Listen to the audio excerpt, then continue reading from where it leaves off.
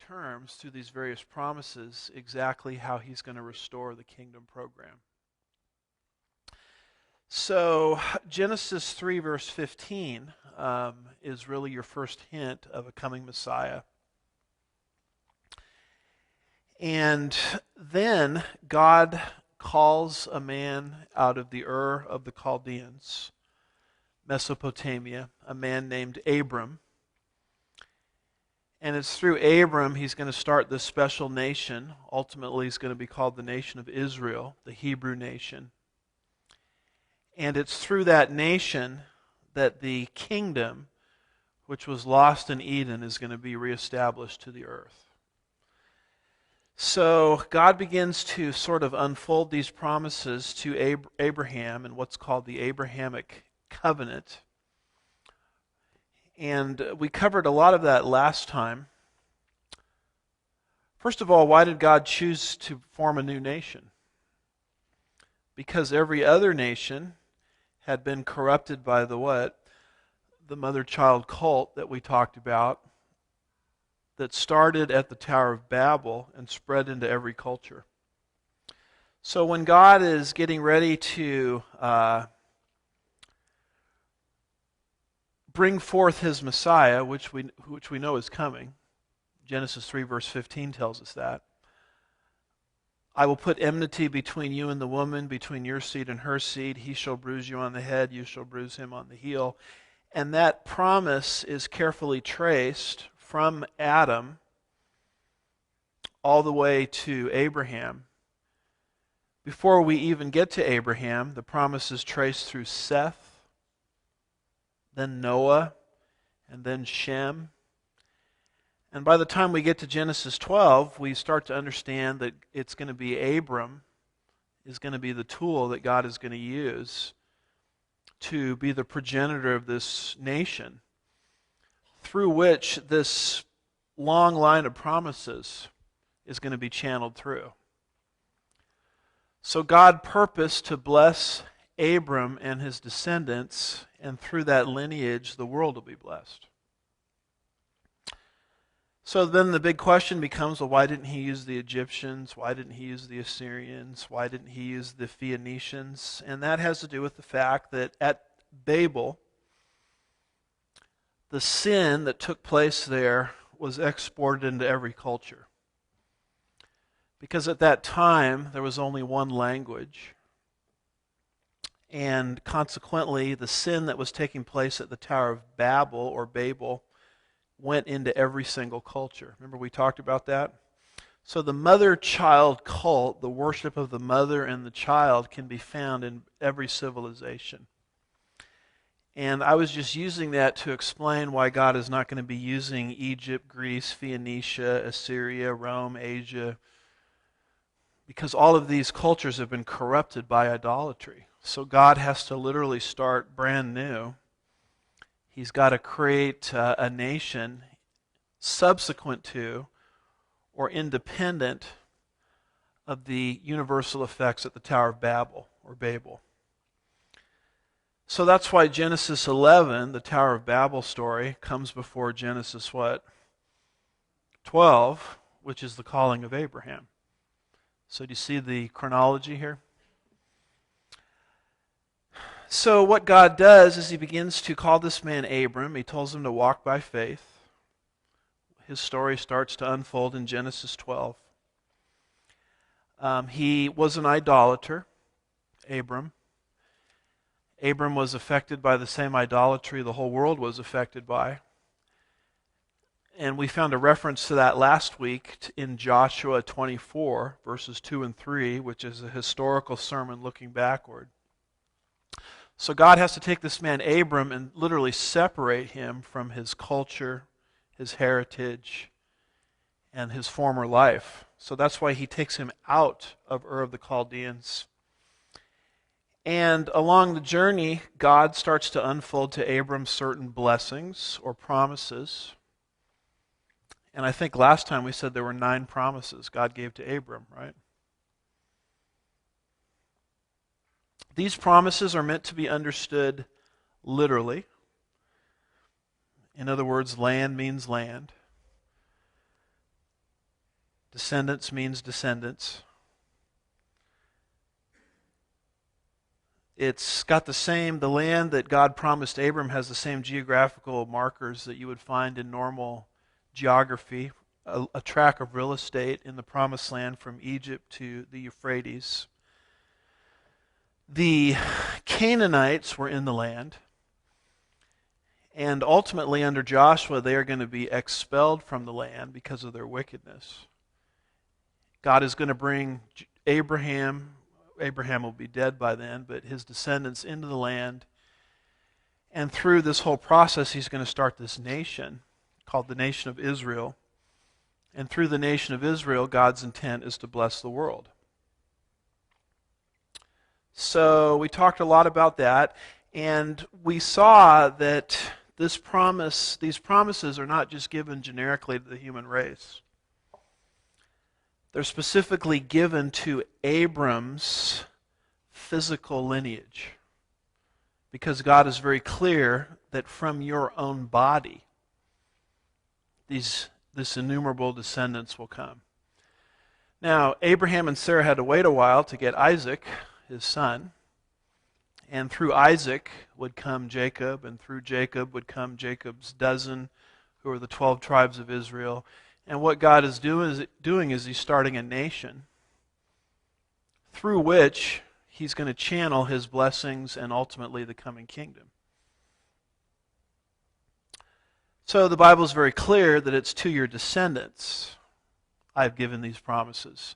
Now, when God blessed the nation of Israel, he didn't just have the nation of Israel in mind. He had the whole human race in mind. But his purpose is to use Israel, the only nation in the history of the world that was started independently of the mother-child cult system. His purpose is to use Israel as his special vehicle through which he will channel his blessings to all of the earth. See? So all of this starts getting detailed for us, in early Genesis as we move through that book. And then finally you get to Genesis 15, verse 18, and it says, on that day the Lord made a what? Covenant with Abram. So now the promises that he has been given are ratified into what's called an official covenant. The best way I can describe a covenant is a legal contract, kind of like the kind we have today. So God contractually, the word covenant is very significant, God contractually binds himself to Abram, to his descendants, and to these promises he's given this special race. And you can take those 9 promises that God promised to Abram and you can categorize them into 3 categories. Number 1, land. Number 2, seed. And number 3, blessing. So in the Abrahamic covenant, these promises that have now taken on covenantal form, God promises to Abram a tract of real estate. It's that lighter area there, going from literally modern-day Egypt to modern-day Iraq. It's a tract of real estate that the nation of Israel has never fully occupied. He also promises him seed or descendants as innumerable as the stars, coming from his own body. And then he promises him some personal blessings. He says things like, I'll make your name great.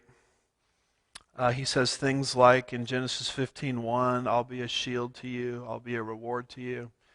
So you can take these 9 promises and you can basically categorize them into 3 categories: land, seed, and blessing.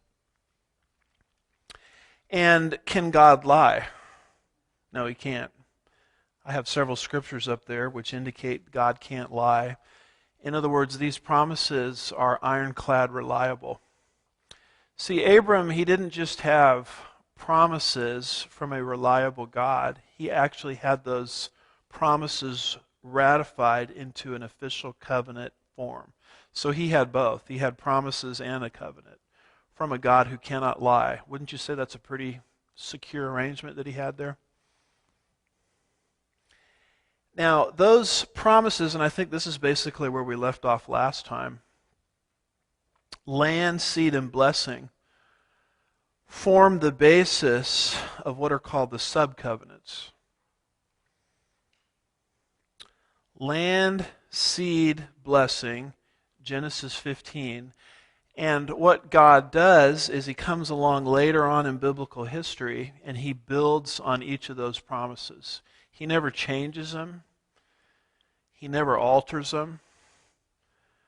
But what he does is he adds more detail. He adds more information. So the land part of the Abrahamic covenant is amplified in what's called the land covenant. And that's in Deuteronomy 29 and 30.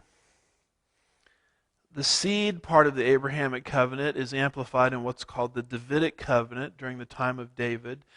That's in 2 Samuel 7, 12 through 16.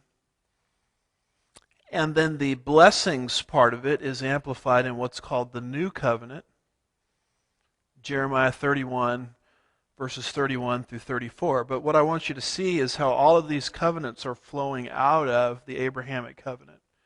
The Abrahamic covenant is the most important covenant because it's foundational. The rest of these promises are just amplifying, giving further description of things that God already said all the way back to the time of Abraham. So I wish we just had one scripture to anchor ourselves in, but we've got lots. So you might want to travel over to Deuteronomy 29 and verse 1. And this is where God starts to amplify on the land. And he says through Moses in the book of Deuteronomy, all the way back during the time of Moses, these are the words of the what? Covenant. There's that word again. It's the Hebrew word what? Anybody remember? Berith, or your pronunciation might be a little better than mine. How do you pronounce it? Okay, berith. Depends on which syllable gets the emphasis, as I like to say. That is a huge word because it has the effect of a contract. God is binding himself. So these are the words of the covenant which the Lord commanded Moses to make with the sons of Israel in the land of Moab. So this covenant was given, called the land covenant, just prior to the nation's entrance into the land of Israel under Joshua. And it's called the book of Deuteronomy because Deuteronomy means second law. So it's taking information in the book of Exodus and sort of repeating it for the benefit of the second generation. Because what happened to the first generation? They didn't enter. Remember Kadesh Barnea? They didn't enter, and so that whole generation was cut off, except for Joshua and Caleb because of disobedience, and so God starts working with the second generation. So he takes information from the book of Exodus and restates it for the benefit of the second generation. That's why this literally means second law, a repetition of Exodus for the new generation. And it's in that repetition that he lays out what starts to be called the land covenant. A lot of people call this the Palestinian covenant. I personally don't like the word Palestine for the simple reason that you don't find the word Palestine in the Bible. And when you study the word Palestine, what you'll discover, it was a term invented by Emperor Hadrian around the 2nd century, a Roman emperor. And this was after the Romans had evicted the Jews from that land, and he wanted to pretend, it's sort of like what the Muslims do today. He sort of wanted to pretend as if the Jews had never been in that land. So he called it by the name Palestine, which comes from the name Philistine. The Philistines were an enemy of the Jewish people. So he intentionally adopted that name to mock the Jewish people and to pretend like there never were Jews in that land at all. So when we use the word Palestine, a lot of times we use that word not knowing what it means, but we're really using an anti-Semitic slur. without even realizing it. The word Palestine is not in the Bible. Jesus in Matthew 2 called that land the land of Israel. The Old Testament calls it the Promised Land. Sometimes it calls it Canaan, or the land flowing with milk and honey. So I prefer the expression land covenant rather than Palestinian covenant, even though in some older study Bibles, like for example, I read out of the Ryrie Study Bible, he calls it the Palestinian covenant, but he's just using it as a common term. But I kind of did research into this, and I know what that term means, and so I don't like to use it. But these are the words of the covenant which the Lord commanded Moses to make with the sons of Israel in the land of Moab, which was just east of the Jordan River prior to their entrance under Joshua. And then it specifically says, besides the covenant which he made with them at Horeb. Horeb is another name for Mount Sinai. So that's a reference to the Mosaic covenant. Don't worry about the Mosaic covenant quite yet. We've got a whole chapter coming up. I think chapter 4 in the book deals with the Mosaic covenant. But notice that this is an independent covenant of the Mosaic covenant. And you can read all about it on your own. If you just read Deuteronomy 29 and 30, you'd understand the provisions of the land covenant. It's a prophecy, really, that the nation is going to be evicted from their land. They're going to be pushed into worldwide dispersion. And lo and behold, in the last days, what is the Lord going to do? He's going to bring the Jews back into that land. And he's not just going to restore them politically to the land, he's going to restore them spiritually. Now, people say, well, is that literal? I mean, do you really believe God is going to bring Jews back from all over the world back into the land of Israel? And I think that would have been a valid question 100 years ago. But today, isn't it kind of obvious that that's what he's doing? So, you see Jews from all over the world beginning in 1948 going back into the land of Israel just like God said.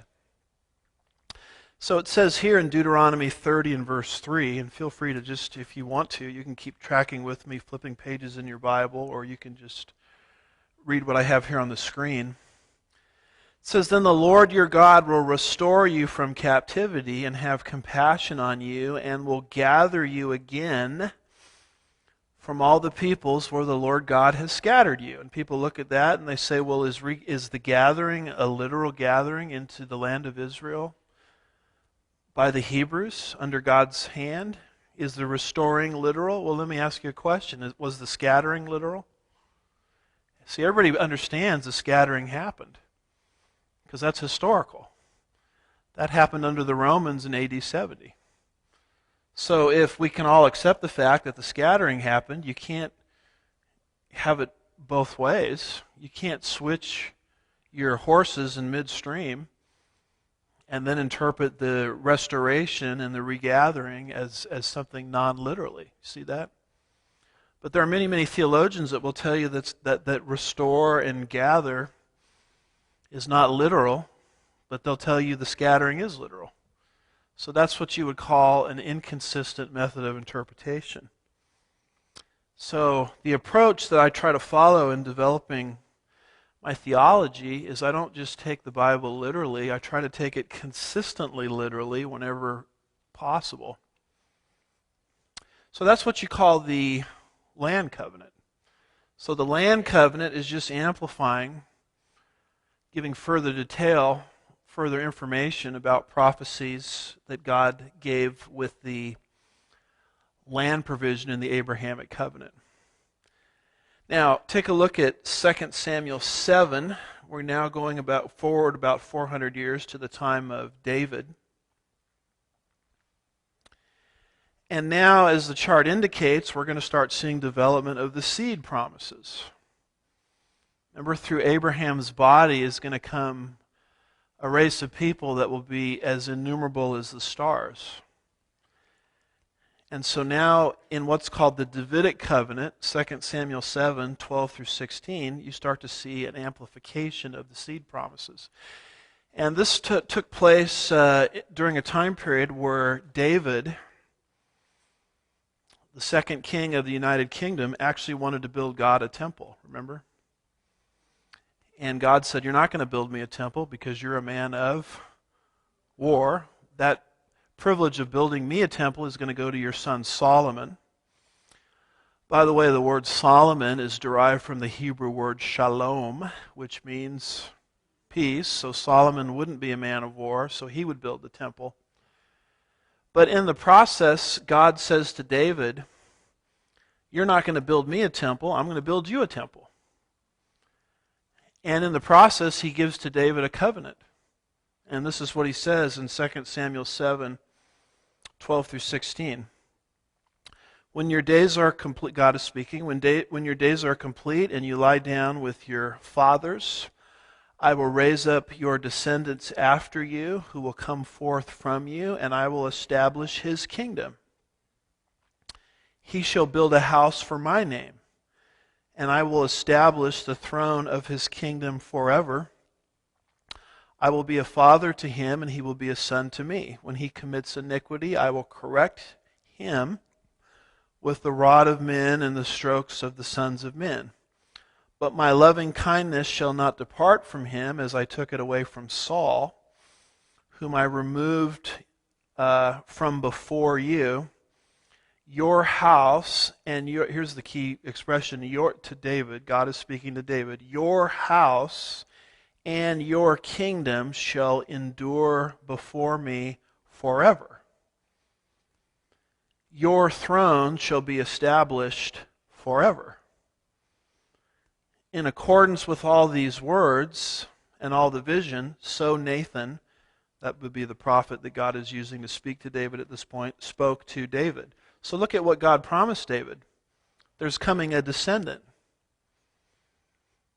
And through that descendant is coming a forever eternal kingdom. In other words, David, from your descendants is coming a forever throne. And he reiterates verse 16, your house and your kingdom shall endure before me for how long? Forever. Your throne shall be established forever. And at the very end, it's very clear that he's speaking these words to David.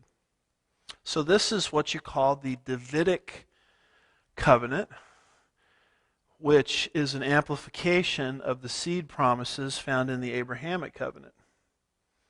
Now, we know that this descendant is coming, don't we? We know that as early as Genesis 3:15, where God said to the serpent, I will put enmity between you and the woman, between your seed and her seed. He shall bruise you on the head, but you shall bruise him on the heel. And notice that there's coming someone from her seed. Her is Eve. And there's coming someone called he. That's a male, right? And the devil is going to be able to bruise him, inflicts a little damage on the way. But this coming one is going to take Satan's head and do what with it? Crush it. So notice the him, the he that's coming from her.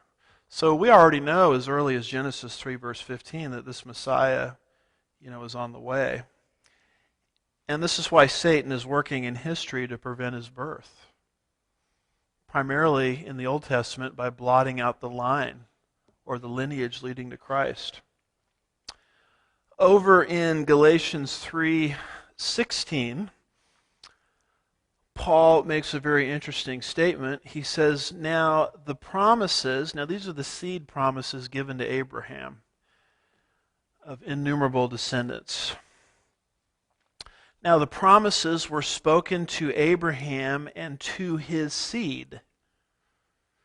Notice what Paul says. He does not say, and to seeds, as referring to many, but rather to one. And to your seed, that is Christ. Notice what Paul says. He emphasizes seed, not seeds, seed. And he emphasizes one seed in particular. And Paul says this one seed in particular is the man Christ Jesus. So what Paul's doing here in Galatians 3:16 is he's doing a word play on the word seed.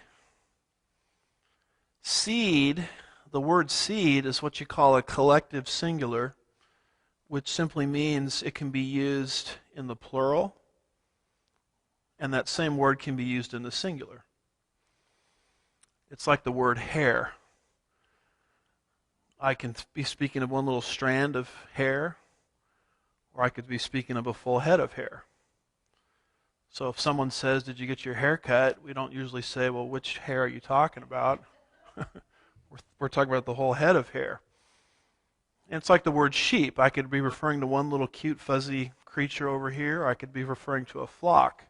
So Paul makes this point that when God promised Abraham seed, it's true that he promised him an innumerable multitude coming from his own body, but he also said one of those in that giant group is going to be very special.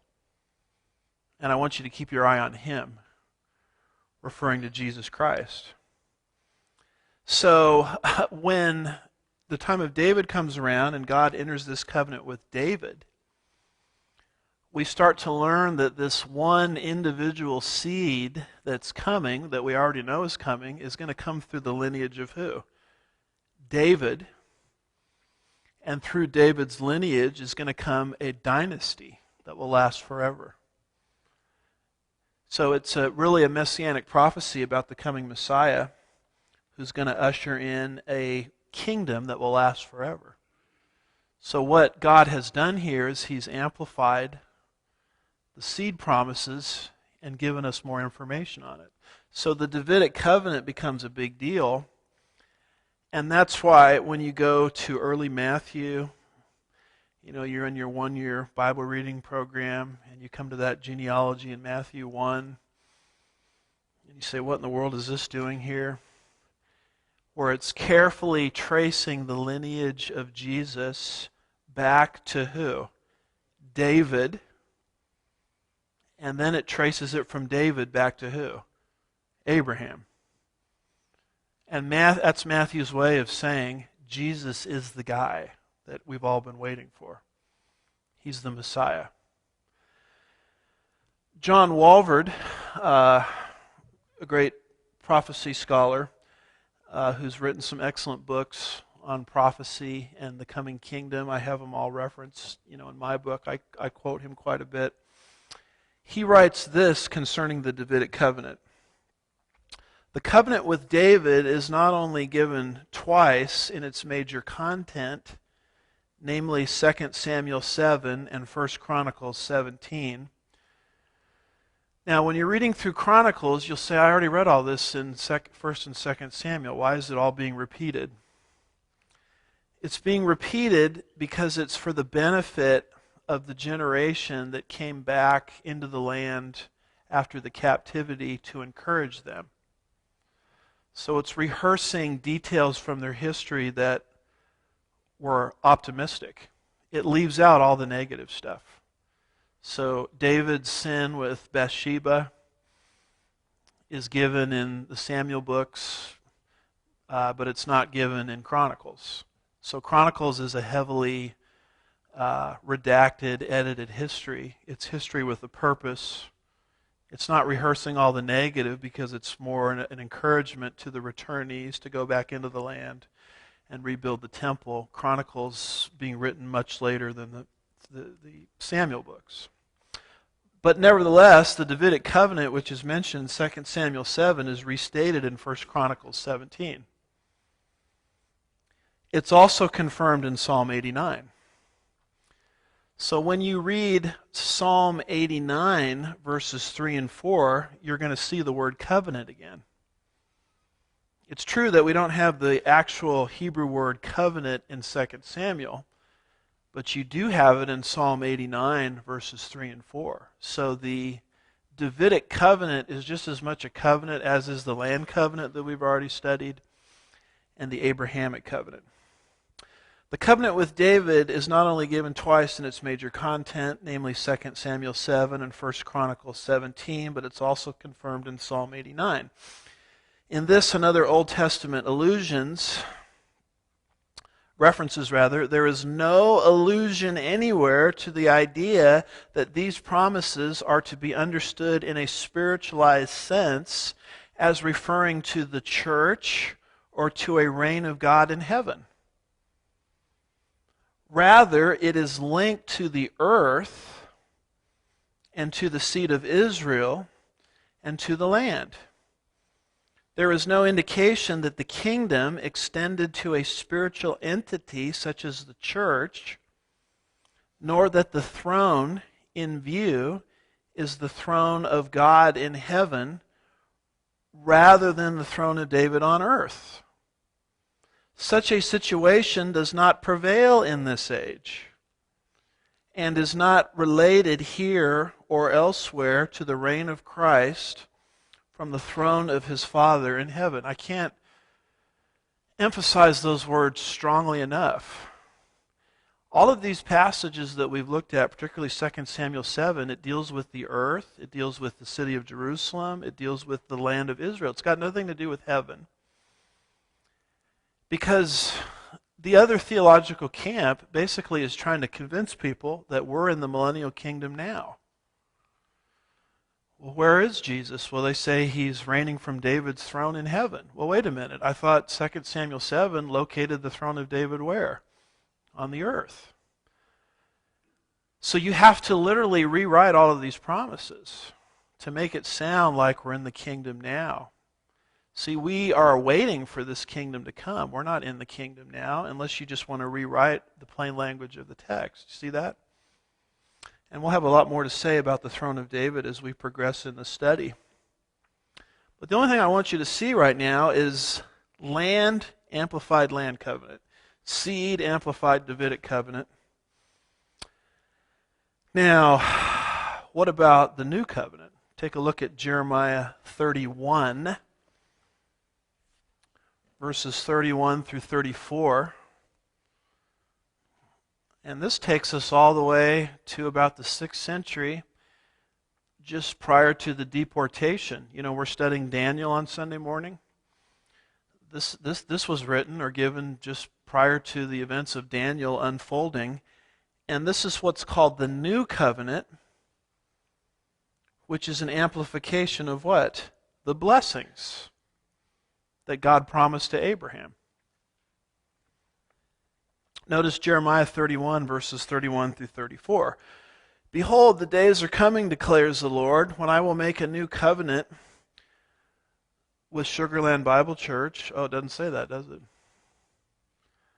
Behold, the days are coming, declares the Lord, when I will make a new covenant with the house of Israel and with the house of Judah. Not like the covenant which I made with their fathers in the day I took them by the hand to bring them out of the land of Egypt. My covenant which they broke, I was a husband to them, declares the Lord. So this is going to be a different covenant than the Mosaic covenant, which I don't want you to think about too much, because I'll be bringing that up next week.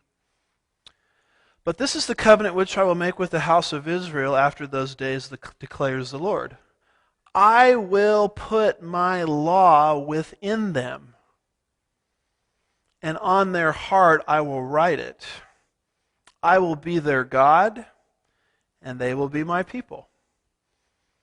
They will not teach again each man his neighbor, and each man his brother, saying, Know the Lord, for they will all know me, from the least of them to the greatest of them, declares the Lord, for I will forgive them their iniquity, and their sin I will remember no more. Notice that this covenant, going back to the time of Jeremiah, is made with the house of Israel and the house of Judah, and it's going to be different than the Mosaic covenant, which the nation of Israel broke. Remember the golden calf incident and other things they did throughout the Old Testament where they broke God's law? Well, this time around, they're not going to be breaking God's law, because they're not going to be looking at tablets of stone on the outside of themselves to obey God. Rather, where's God going to put His law? Inside of them. So this is a prophecy about the spiritual regeneration of the nation of Israel. See, the day is coming when the nation of Israel will be just as spiritually born as we are in the church age. My covenant which they broke, he says, I will put my law within them, on their hearts I will write it, and they will all know me. And part of that provision is, he will forgive their iniquity. So this is more than land. It's more than seed. It's spiritual life. It's the spiritual birth. And this is why Jesus says to Nicodemus, unless a man is born again, he cannot see nor enter the kingdom of God. And remember what Nicodemus said in John 3? Well, how can a man re-enter his mother's womb when he is old? And Jesus says, are you the teacher of Israel and you don't understand the new birth?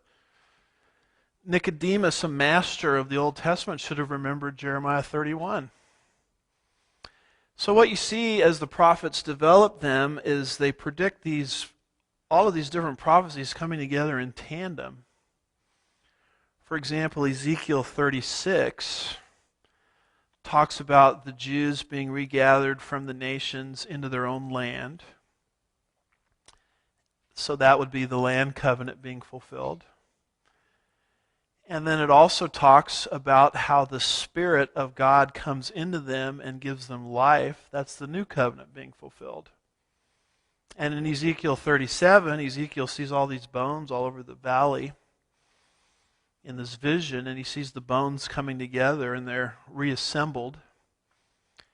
And they form a human skeleton, and muscles and joints start to form over the body. And then Ezekiel keeps looking, and what does he see? He sees breath come into the body. And I was listening to a preacher one time, and he was preaching through this, and he said, this is the church on the day of Pentecost. And I said to myself, I wish he would read verse 11, because he stopped reading and didn't get to verse 11.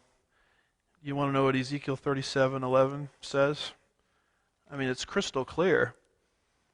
Ezekiel 37:11 says, then he said to me, Son of man, these bones are the whole house of Israel. Literal interpretation, it's very clear. So the bones coming together is the land covenant. Maybe you could throw in seed a little bit. And then the breath coming into the skeleton is the new covenant. So what's happening in the rest of the Bible is God, through various predictions, is just building on these covenants. You see this all over the prophets. So my point is the sub-covenants develop provisions, further explain provisions found in the Abrahamic covenant. And all of these covenants work together. So another thing to understand is the Abrahamic covenant, and therefore the sub-covenants, since they're an extension of the Abrahamic covenant, are unconditional. Do you know the difference between a conditional promise and an unconditional promise? A conditional promise is God will act if we do something first. An unconditional promise means God is going to act regardless of what the other party does. God's going to act what we would call unilaterally, not bilaterally. So a conditional promise is sort of like what you have on your refrigerator at home. You guys have this on your house somewhere, a plaque, Proverbs 3, 5, and 6. We love this verse. Trust in the Lord with all your heart. Lean not on your own understanding. In all your ways acknowledge Him, and He will make your path straight. Well, is God going to make my path straight? Depends on me. I've got to do the first three things, right? Well, God's not making my path straight. Well, are you trusting Him with all your heart? Are you leaning not on your own understanding? Are you acknowledging Him in all your ways? Well, no. Well, then don't expect Him to do His part if you're not going to do your part. So that's a conditional promise. It's what's called bilateral. The Abrahamic covenant and the sub-covenants that extend from it are not conditional. They are unconditional, meaning God is promising that He's going to do these things regardless. Regardless of what Israel does. Now, why would I say that? I don't know if we have time to read the whole chapter. But if you were to go home tonight and you were to read Genesis 15, the Abrahamic covenant, what you would discover is God took Abram, whose name was still Abram at this point, and he said, I want you to kill a bunch of animals, and I want you to divide the severed animal pieces into halves. And I want you to arrange these severed animal pieces into two parallel rows. And what I want you to do is I want you to pass through the animal pieces. Now hold that thought just for a second. What is happening here is what you call an ancient Near East covenant ratification ceremony. This is how covenants were entered into in the ancient Near East. That's what ANE stands for up there, ancient Near East. And what happened is when you entered into a covenant with somebody, both parties passed through the severed animal pieces. And that signified something very solemn. It basically signified that if I don't do what I'm supposed to do under this covenant, then let me be what? Cut in half too, just like all these animals have been cut in half.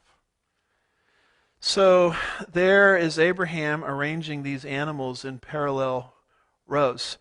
Now, you can find references to this form of a covenant in the book of Jeremiah 34, verses 8 through 10. In Jeremiah 34, it mentions a covenant. Now, this would be just a normal agreement between people. And in Jeremiah 34, verses 18 and 19, it says, I will give the men who have transgressed my covenant, who have not fulfilled the words of the covenant which they made before me, when they cut the calf in two and pass between its parts. See that? This is how you entered into a deal with somebody. So once you passed through the animal pieces, it was a big deal because you were basically living now to fulfill your obligations under the covenant, or else you were to be cut in half as well. What's very interesting about Genesis 15 is once the animals pieces are arranged in two parallel rows, what does God do with Abram? Anybody remember? Puts him to sleep.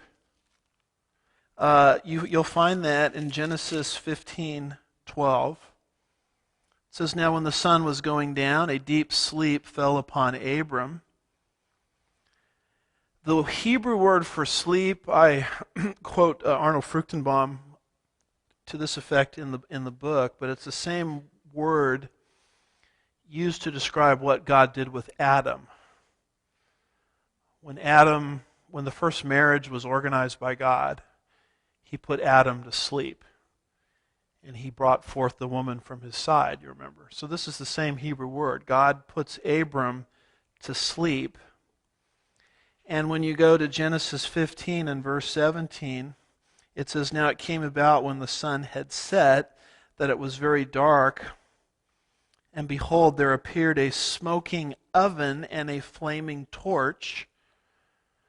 The oven and the torch matches very nicely with Exodus 13:21.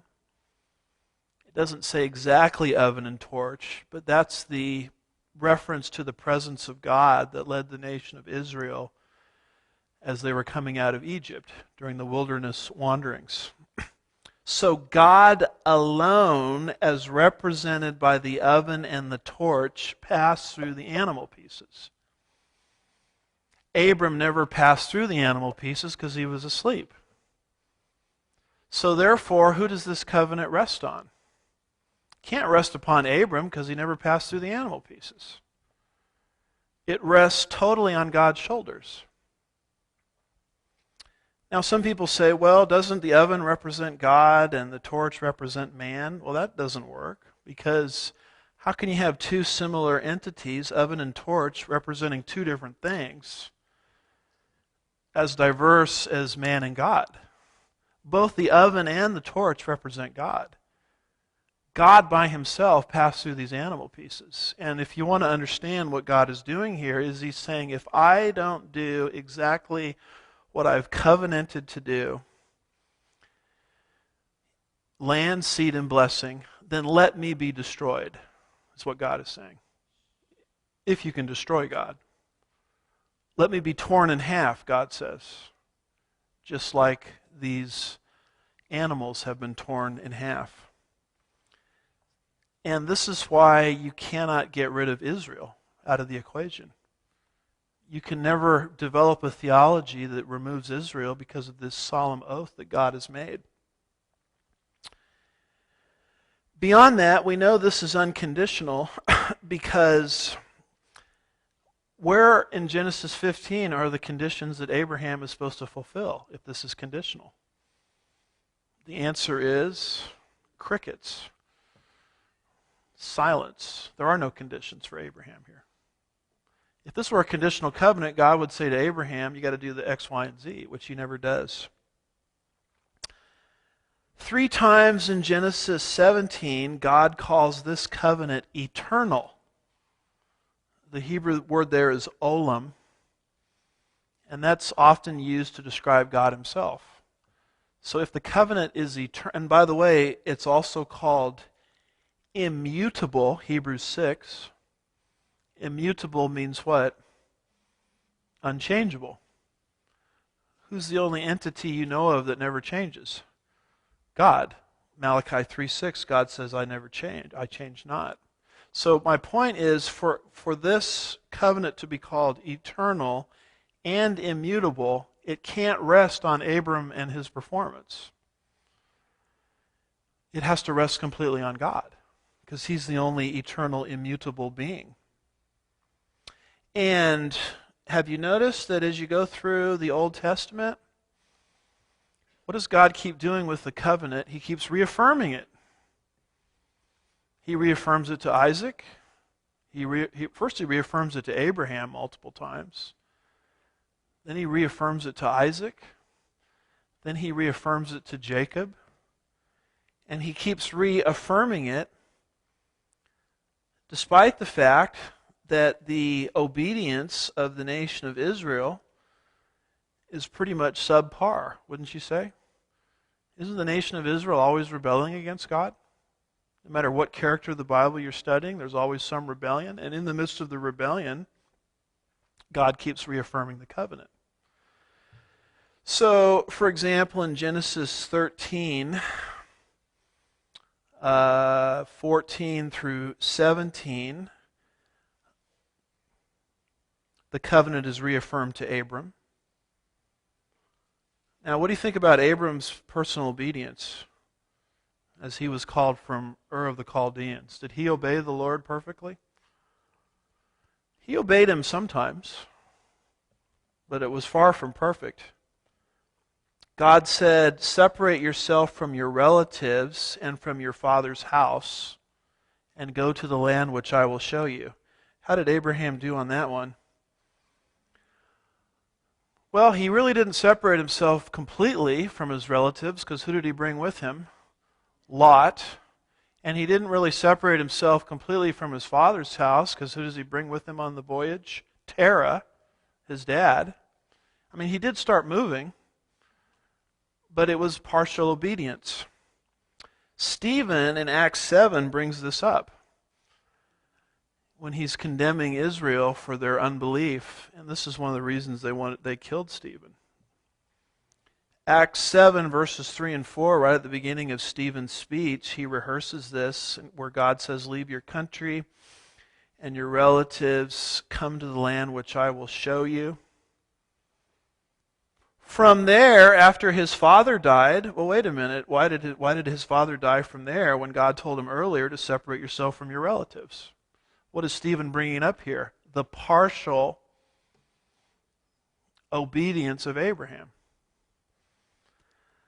By the way, didn't Abraham panic a lot of the time and say, Sarah's my sister? And by the way, God said to Abraham, I want you to go to Canaan. Did Abraham go to Canaan? Yeah, he did. but then in Genesis 12 there's a famine, and he gets out of Canaan and goes where? Egypt.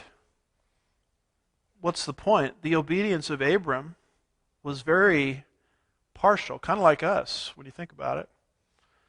And yet, what does God keep doing? Reaffirming the covenant, reaffirming the covenant, reaffirming the covenant. If the covenant was based on Abram's performance, it would have dissolved. So it can't be conditional. It has to be what? Unconditional. And then you go on through the book of Genesis. Isaac is born, and then Jacob, and then God reaffirms the covenant to Jacob right after Jacob cheated his brother out of the birthright. He cheats his brother out of the birthright, Genesis 27, and God reaffirms the covenant in chapter 28. So the covenant can't be conditional. It's got to be what? Unconditional. By the way, do you know what Jacob's name means? Deceiver. Yeah, heel catcher, but also deceiver. So if a guy's named Deceiver, it doesn't really give me a lot of optimism about his obedience to God, right? And you can travel right on through into right before the deportation. And you know what the nation of Israel was doing just before the deportation? They were taking their own kids, if you can imagine this, and throwing them into a fire to satisfy a god named Molech. I mean, you can't get much worse than that, can you? And what does God say in Jeremiah 31? He reaffirms the covenant just before he's ready to send them into discipline. In fact, it's in Jeremiah 31, verses 35 through 37, right after the giving of the new covenant, that we read these words, "Thus says the Lord God, who gives the sun for light by day, and the fixed order of the moon and the stars for light by night, who stirs up the sea so that its waves roar, the Lord of hosts is his name. If this fixed order departs from before me, declares the Lord." What fixed order? Sun, moon, stars. "Then the offspring of Israel will cease from being a nation before me forever. Thus says the Lord, if the heavens above can be measured and the foundation of the earth searched out below, then I will cast off the offspring of Israel for all that they have done, declares the Lord." How do you get rid of Israel? You've got to get rid of the sun, the moon, and the stars. So all of these people that want to fire rockets into the land of Israel, they ought to aim their rockets at the sun, moon, and stars. Because God has said, as long as there's sun, moon, and stars, Israel will always be a nation before him. How could he say that as they're throwing their own children into a fire to satisfy a god named Molech? He says it on the basis of the Abrahamic covenant, which has to be what? Conditional or unconditional? It's got to be unconditional. It has to be unconditional, or else you wouldn't have this perpetual reaffirming of the covenant. And beyond that, the Abrahamic covenant has never been fulfilled. It's never been fulfilled. Not only is it unconditional, it's unfulfilled. And people like to sort of play this game that the covenant was fulfilled in the days of Joshua when they got the land, or in the days of Solomon. The problem is you have to start reading the rest of the story. As you study this book of Joshua, what you'll discover in Joshua 13 is it says there was very much of the land left to be conquered. The Joshua generation was very successful, but they never got everything. And which book follows Joshua? Judges. And you know what it says all the way through Judges 1? I have all the scriptures. They didn't drive out this group. They didn't drive out that group. This Canaanite group remains to this day. So don't let people tell you that the land promises were fulfilled in Joshua's day. And how about the days of Solomon? The nation of Israel only got a fraction of what was promised. You know what keeps getting repeated over and over again in the Old Testament? 1 Kings 4:25, from Dan to Beersheba. Dan is up north. You see it up north in red. Beersheba is down south. That's how the land of Israel keeps getting referred to. Is that what God promised Abram, from Dan to Beersheba? No, he promised him from Euphrates to the river of Egypt. Dan to Beersheba is just a little part of what Abraham and his descendants one day are going to inherit. The Joshua generation didn't even get its hands on Jerusalem. Jerusalem, Joshua 15:63, remained a Jebusite city and didn't come into Jewish hands until whose time period? David's, 400 years later, 2 Samuel 5. And people like to quote, 1 Kings 4:21, where Solomon got the land to the border of Egypt. The devil's in the details. God never promised Abram land to the border of Egypt. He promised him land to the river of Egypt. See, even in the Solomonic dynasty, Israel never got everything. And when you read 1 Kings 4:21, what you discover is the Solomonic Empire, which was probably the time period when Israel's expanded the most. That's what you call a tributary arrangement. It says in 1 Kings 4:21 that these nations paid tribute to Solomon.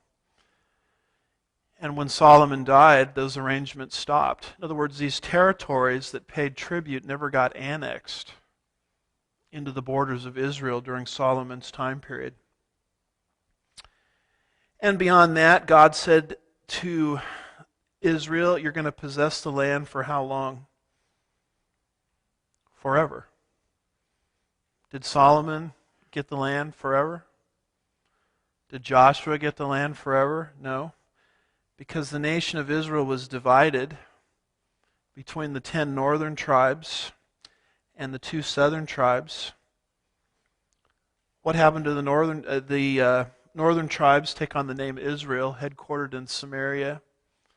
The southern tribes, Benjamin and Judah, take on the name Judah, headquartered where?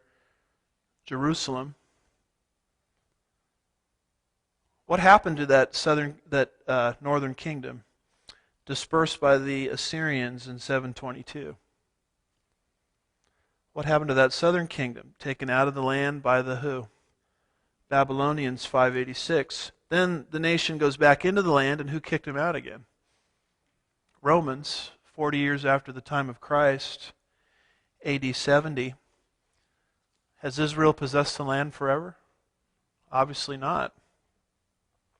And if the land promises were fulfilled already in the days of Joshua and the days of Solomon, then why would Amos, after the days of Joshua and Solomon? Solomon left the throne around 931 BC. Amos has some prophecies almost 200 years later.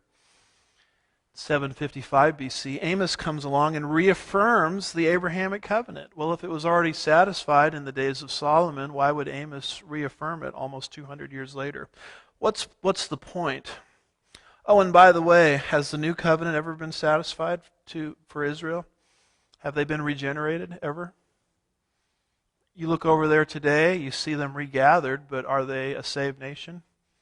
No, it's a Christ-rejecting, unsaved nation. So what is the point? The point is the Abrahamic covenant is unconditional and unfulfilled. If it's unconditional and unfulfilled, by the way, what did Abraham get out of the deal? He got a little burial plot in Hebron where him and his wife were buried. He never got everything that God promised.